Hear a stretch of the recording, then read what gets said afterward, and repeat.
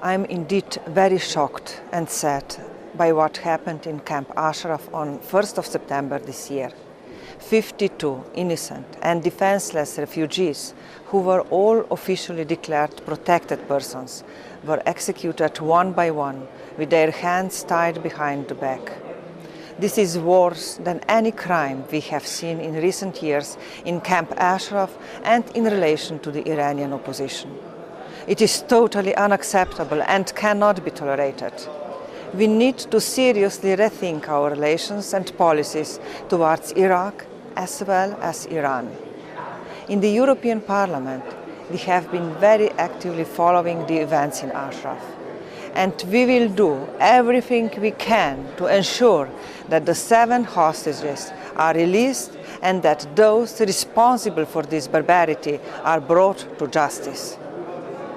I know you have all suffered far too much in all these years. You paid a very high price for the freedom of your country, Iran. You have endured more than many of us can imagine.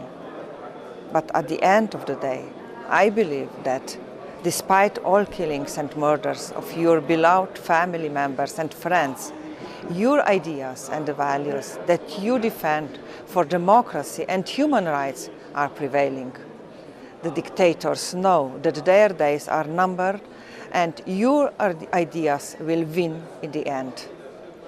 And finally, I would like to address all of you who are on hunger strike in Camp Liberty and in all corners of the world. This is a big sacrifice, and it is your courage and your resilience that is inspiring us to keep up our part of the fight for your cause.